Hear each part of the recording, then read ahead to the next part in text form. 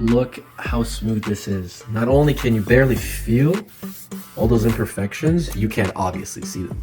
What's up, everybody? In today's video, I'm going to show you these two types of peel and stick wallpapers, what we're using them for, and how to build wooden slats. These are stained pieces of wood. They're eventually going to end up with something like this. Now, this is a much better solution than buying those PVC because you can control the widths, and of course, this is real. So this is the peel and stick wood grain that we're going to be attaching to our wall. It's got adhesive on the back. It definitely looks like wood, and we're going to be placing this right over here, straight up. This is why actually I didn't get a 24-inch roll, because we don't need a 24-inch roll. And this is how well, you see that? How well it's gonna match. So what we're gonna do is we're gonna put this on, and then we're gonna be putting these slats on top of that. And these are the two different types of wallpapers that we've used.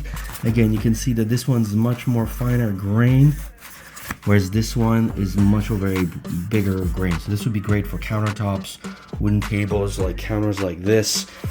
Whereas this one is more, I would say, little tiny coffee tables, little round things, maybe even cabinets, doors. And so we're gonna go with this one. Plus this one is much more expensive. This one's almost triple the price of this one on Amazon. This one's actually less smooth. This one, as you can see, it's more silky. And this one doesn't have a sheen. This one's more of a matte finish. All right, so the first thing you want to do is you're going to measure off 12 inches because that's the width of the wallpaper from the edge wherever you're going. This will give us a nice straight line so we can continue on placing the pieces. Okay. Now, if you are not smooth and you have any prickles, you will feel it. But because this wallpaper is about I want to say 32nd of an inch, it will cover some imperfections, and you're not going to see any divots or any imperfections from afar. Only if you were to touch them, you're actually going to see them. So now you can take the squeegee, or you can use your hand and just kind of press in to make sure that it all goes into the edge. And we're going to start peeling and using our squeegee. See, that's how easy it is. And then we're going to press this towards the inside. Here's kind of what it looks like so far. The next step is to wrap this around and cut this up here. Now I'm doing this one hand, so you probably want to be a little more precise by using two.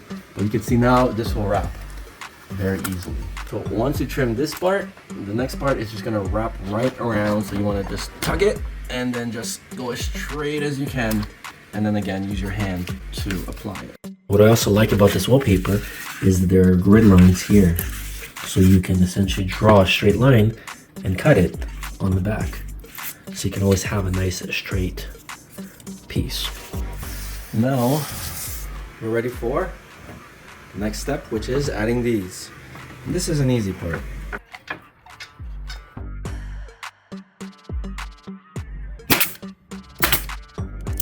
So now that all three are in, I'm quite happy with it.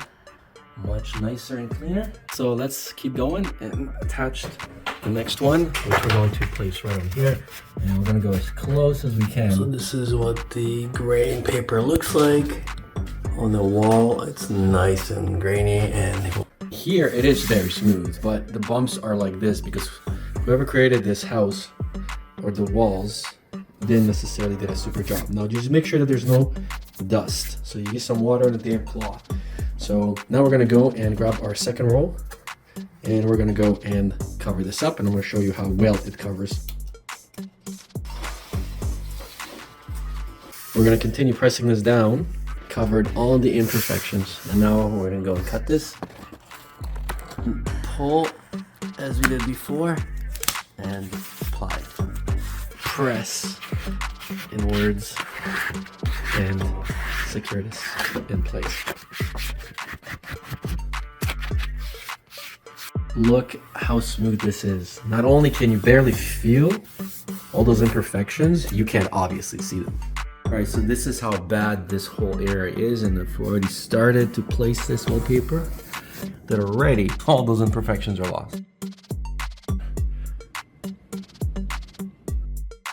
And this is after the whole switch is done. Now we've also cut a piece right here, and we went to the top, and then we went and cut this piece here to separate it and went to the bottom. So at this point, we're pretty much done, which is where we're ending the video. We just have to do those last few and cut our tile, but now you know exactly how to create something that's beautiful.